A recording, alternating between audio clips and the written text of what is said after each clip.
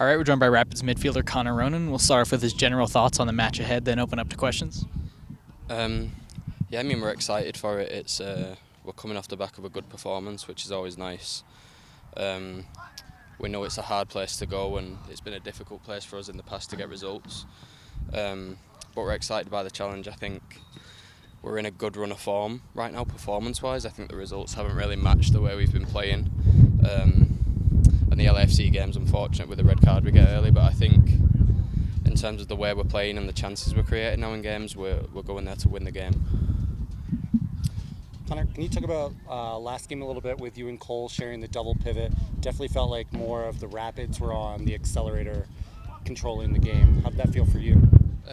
Yeah, it was good. Me and Cole played a little bit together last year, and I think that can help us keep the ball a little bit more. I also think, you know, we have a deep group in there, and we have different personnel and different profiles that can play in there. But yeah, I think we can all do the job where we can keep it a little bit better, no matter who's in there. I think we can take that responsibility on ourselves to look after the ball a little bit more and help us build attacks. And it, like in the game at the weekend, it's not always possession just for the sake of keeping it.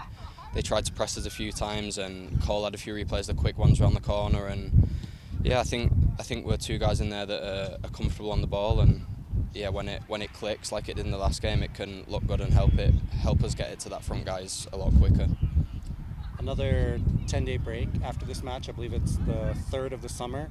Does that make you feel more like you can empty the tank in Seattle tomorrow night, or how do you approach that? Yeah, I mean, not really. I think you go into every game prepared to empty the tank, and like I touched on just there, we have a deep group in the midfield, so I think when you're in the team, there's no reason to hold anything back or put any more in because you know a break's coming up. So yeah, I think we'd like to think we empty the tank most games.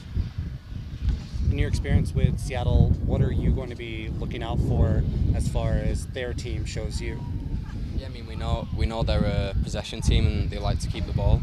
We're going to try and stop that, try and make them uncomfortable on the ball, not give the centre backs and the midfielders time on the ball, and you know look to put them in a difficult game. I think they have some good players and players who can handle the ball, but as a midfielder myself, it's never comfortable when people are pressing you. So we're going to just look to make it as difficult as possible and try and put our own game plan onto them.